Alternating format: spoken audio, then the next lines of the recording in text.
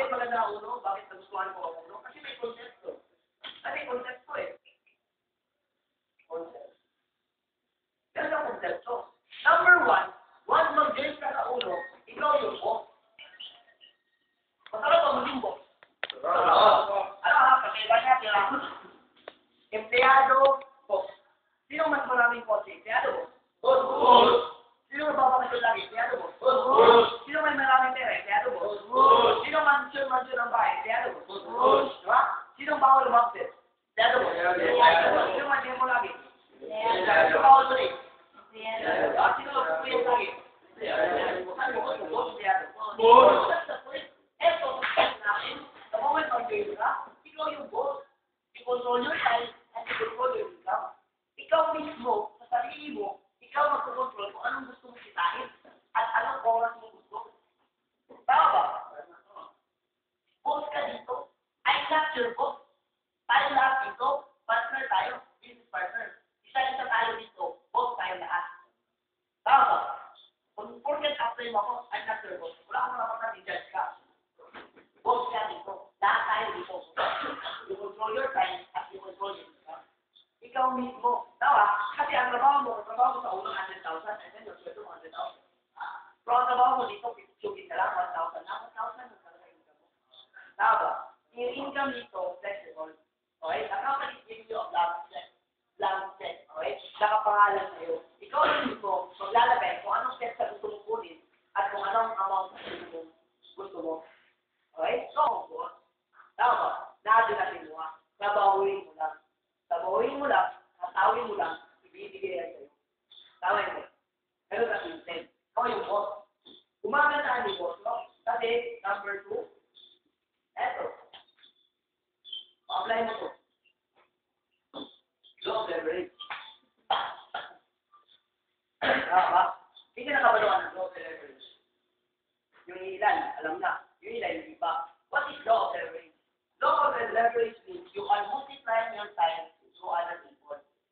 One way para maging successful ka is to multiply your time to other people. Wala na po iba. Hindi mo makikain ko nila Vicky, nila Luciutan, nila Popomui. Ano ipin example, yung kaya.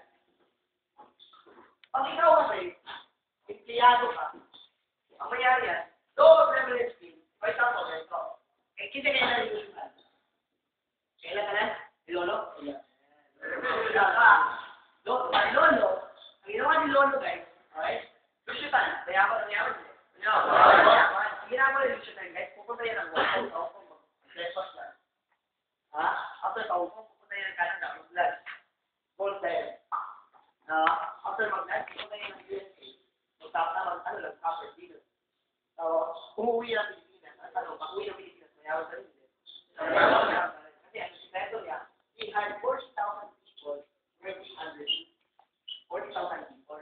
Nagtrabaho sa niya 8 hours a day. Kaya siya 40,000 na tao. Kasi ang daming kumpanya, mas maraming kumpanya, mas malakas ng trabaho. Sige, kaya yung siya sa mga company niya. Pan. No, we're too difficult.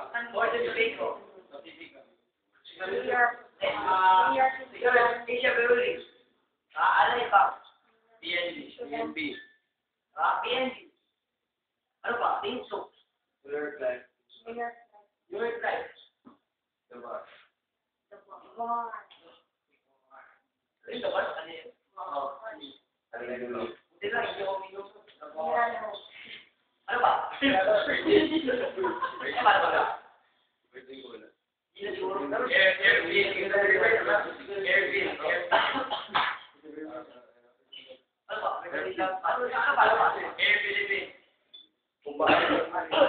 Airlines of Air Philippines. Ano ba?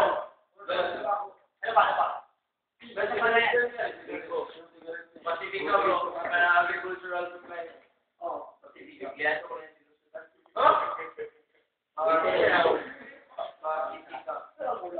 Pag-uyan sa Marawi. Memorial service. Ay, ano na yun? Memorial service. Luciutan had 40,000 employees working under 8 hours per day. sabihin, sa isang araw nito syudad, 40,000 na escape, kilala. Sa 320,000 hours. Sa isang araw, he has 320,000 hours. Halimbawa, for example, compute natin, para mag-cut ka, para maayos ka ng lahat ng sinusyudan. Big look, ayan. You're nice. Ayan, that's the morning. Okay, no. Tawa, 320,000 hours. Tawa, pag ikaw empleyado, employment, sa isang araw, ilang oras ka? 8 hours. 8 hours. Araw? Imagine mo, isang araw mo, 8 hours lang. Pero siya tayo, 320 hours. Hindi. Ikaw, per day. Oo. Tawa, sa 8 hours per day, there are 52 weeks in 1 year.